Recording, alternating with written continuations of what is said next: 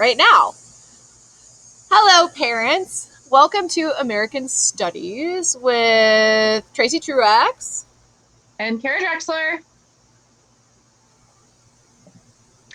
here is how you can locate us if you need us. You can also find it on the East website, but in case you're wondering, here's our emails and our phone numbers. And the phone will not ring in our classroom; it will go to our voicemails. So feel free to call anytime. Okay, so we wanted to just start off by talking a little bit about what American Studies is, because this is a pretty unique class. In that it's the only class that is taught by two teachers for two periods during the day. So this is a team taught class. It's interdisciplinary. In other words, students who sign up for our class get both their English and their social studies, their American history credit.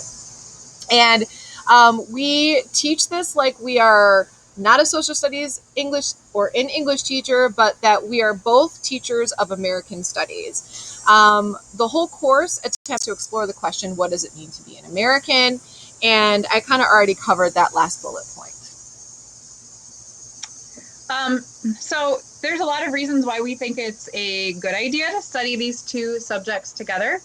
And it is that reading stories gives a human face to history. It helps us to understand the human impact and the human motivations behind the things that happened in history. It grounds it in a story, which is how humans learn.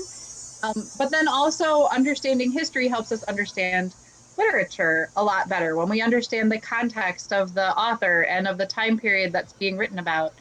And then, of course, writing skills like making a claim and supporting it with evidence and citing your sources and telling a story, all of those things kind of go above disciplines and kind of tie the two together. In this course, we essentially have 4 units of study. The units are actually broken up just a little bit, so it's not like 2 units per semester. But we start with the American identity and our founding principles. And then we move into the two-party system. And in both of these cases, we're talking about rhetorical and media literacy. And then we get into this idea of the American dream. So who are we as Americans, and what is this thing called an American dream? We look at the 1920s, the Great Depression, and immigration. And then we do a pretty big unit on unity and division, where we focus on civil rights over the course of our history from the context of Black Americans and women, and we might actually fit more groups in this year. And then we end with who we are as a member of the world community. And so we look at becoming a world power, competing as a world power, and maintaining global power, and whether or not that's even a good thing these days. And then one feature that we wanted to highlight, because it is part of our kind of weekly practice in American Studies, is something called the article of the week. It is a activity that was designed by Kelly Gallagher. He's kind of like a English language arts guru, with the idea that when you know something, you can attach more learning to what you already know. And that sometimes students have a hard time reading and learning things because they don't have any prior knowledge to attach it to. So every week we give students an article. Usually it's something current. Every now and then we dig back into our some past articles, just things that we think would be of interest and usefulness to our students. And they practice reading it closely and critically, doing purposeful annotation, looking at the moves that the writers made. Sometimes we are more specific about it if there's something that we're working on in class that we want to apply to the article of the week. And then they respond to it in a little bit more than we're looking for them to write more than a page of response.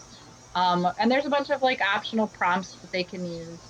And then we turn around and do it again the next week. So every now and then we miss a week, but most of the time we probably get through what, like more than, I don't know, probably at least 10, 15 articles a semester. So the students end up really getting exposed to a lot of information that way. And then Before you move the slide, I just wanted to say something that I had forgotten to mention about the kind of the cool, unique feature of this course that I think makes it really relevant to students' lives. Sometimes I get as a history teacher like, oh, what does this have to do with me? Like, why should I care about it?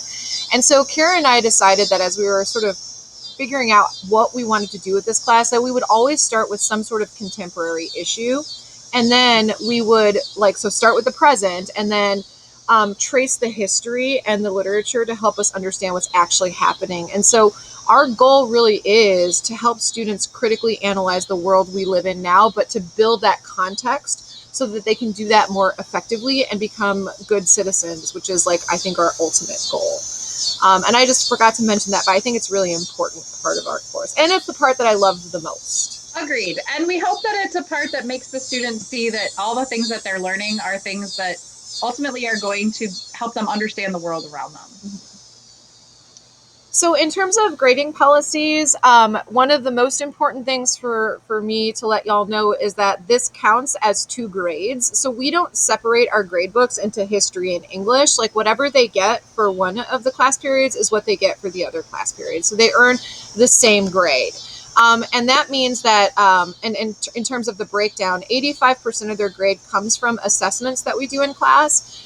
These are not just major end of unit assessments, but we're constantly assessing the kids as we move through the learning process. 10% comes from those journals that we were just talking about to encourage students to really do them. And, it's kind of an easy 10% if they get it done, because really it's just a reflective activity. And then 5% comes from any of the classwork or the formative assessments that we give throughout the school day. And is that it? Yep, that's our last slide. I So think it was nice to see all of you. If you have questions, feel free to, I'll put it back up to our names and numbers. Feel free to contact us and let us know what other information would be helpful for you and your student to be successful. And if there's anything you need to tell us about your student, we'd love to hear it. Thanks for watching, everybody.